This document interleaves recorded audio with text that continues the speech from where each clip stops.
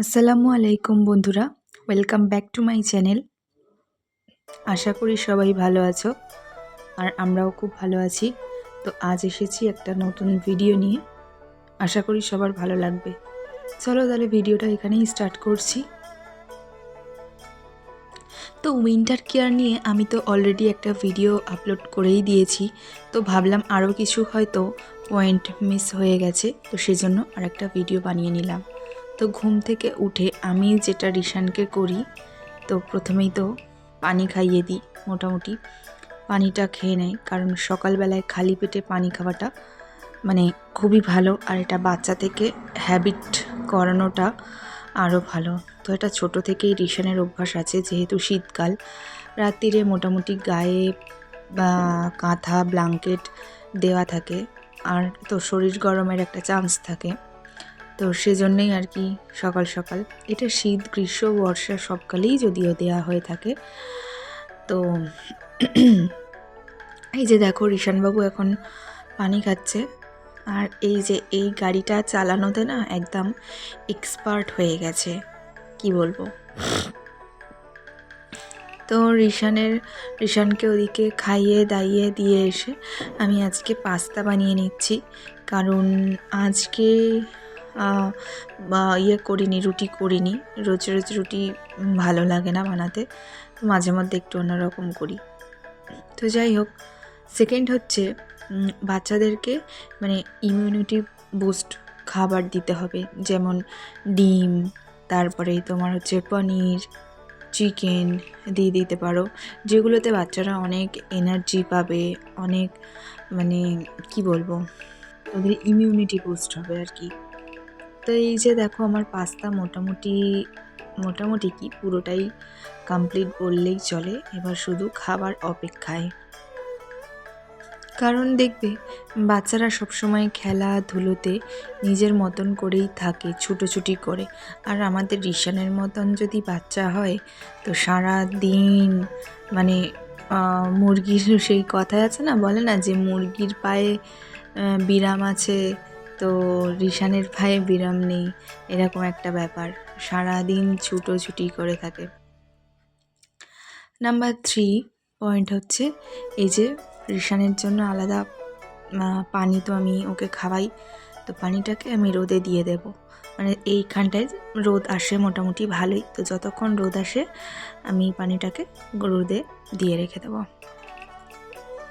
আর এই যে দেখো রিশানবাবুর দাদুভাই মাছ নিয়ে এসেছে, মাছ ধরে এনেছে, তো রিশান নিয়ে এখন খেলা করছে। কোনোদিনও মাছে হাত দেয় না, দূর থেকে মানে দেখে, বাট আজকে মাছে হাত দিয়েছে। আর দেখো এইটা সিনটা আমার এত ভালো লাগছিল না, যে কি বলবো, এরকম মানে এইরকম দৃশ্য খুব কমই দেখা যায়, কারণ বর্তমান দিনে তো অনেক কিছুই বিলুপ্ত হয়ে যাচ্ছে। তো যাই হোক, চলো নেক্সট পয়েন্ট। এই যে আমি এখন রিশানকে অয়েল ম্যাসাজ করব, কারণ শীতের শুরুতে ড্যান্ড্রাফ আসার চান্সটা বেশি থাকে, গোটা শীতও থাকে, তাই জন্য আমি কি করি, রিশানকে নিয়মিত তো মাথায় অয়েল ম্যাসাজ করেই দিই। আর রিশানবাবু মানে সত্যি কথা বলতে আজকে কিন্তু ভীষণ ঠান্ডা হয়ে বসে রয়েছে, ও এতটা কিন্তু চুপচাপ হয়ে বসে থাকে না। যাই হোক, আমি ভালো করে ওর মাসাজ দিয়ে দেবো, যাতে তেলটা গোড়ায় গোড়ায় গিয়ে থাকে, আর তেল না দিলে তাহলে চুল ইয়ে হয়ে যাবে, মানে স্ক্যাল্প শুকিয়ে যাবে, তখন মাথা গরম একটা হয়ে যাওয়ার চান্স থাকে, যেমনটা আমাদের বড়দের হয়, তো ঠিক তেমনটাই। আর এর সাথে আমি আরও একটা পয়েন্ট বলছি, এর সাথে স্কিন কেয়ারটা তো দরকার আছে, বাচ্চাদের যে যা ক্রিম বা ময়শ্চারাইজার মানে যাই মাখাও না কেন, ওটা তো অবশ্যই। আমি তো রিশানকে ডার্মাডিবের একটা বেবি ক্রিম মাখিয়ে থাকি, সেটা এর আগের কোনো একটা ভিডিওতে আমি তোমাদেরকে দেখিয়েও ছিলাম। আর একটা জিনিস যেটা বলবো তোমাদেরকে, সেটা হচ্ছে নেক্সট পয়েন্ট, ঘরে কিছু মানে সর্দি কাশি ঠান্ডা লাগার মতন ওষুধ রেখে দেবে। আমি এর আগেও বলে দিয়েছি যদিও একটা ভিডিওতে, তো আবারও আমি রিমাইন্ড করিয়ে দিচ্ছি। যেমন হতে পারে নেজাল স্প্রে, যেটা ওই নাকের ড্রপ, তারপরে কাশির ওষুধ। তো সেগুলো টুকটাক মোটামুটি জ্বর সর্দি কাশির ওষুধ আমাদের হাতের ধারে সবসময় রাখা প্রয়োজন আছে, যাতে করে মানে সঙ্গে সঙ্গে আর কি প্রিকশনসটা নেওয়া যায় আর কি। আর জানো তো রিশান এখন অনেক কথা বলা শিখে গেছে। আগের দিন আমাকে কত কিছু বললো, এই নাও ওষুধ খেয়ে নাও, আমার নাম ধরে বলছি এই নাও ওষুধ খেয়ে নাও। তো যাই হোক, ও আর একটা জিনিস, যেটা রিশানের বালিশ কাঁথা আমি এই রোদ্দুরে দিয়ে দিই সকালবেলায়। আমাকে আর ছাদে যেতে হয় না, মোটামুটি এই জানালা থেকে যা রোদ আসে আমার রিশানের বালিশ কাঁথা মোটামুটি গরম হয়ে যায়।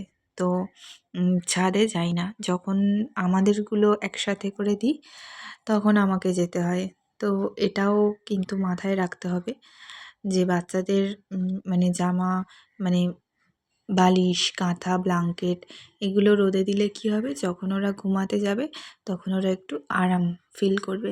আর এই যে দেখো বাবুর পা দেখো, খেলা করে পায়ের অবস্থা দেখো, দেখেছো তো?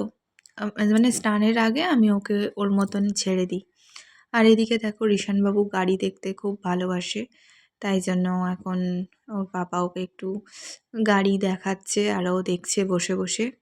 আর একটা কথা বলে রাখি, আমি কিন্তু ডাক্তার নই, তবে একটা মা হিসেবে আমি আমার সন্তানের জন্য যেটা করি সেটাই আমি সবাইকে শেয়ার করলাম। হয়তো কারোর কোনো উপকারে আসতে পারে।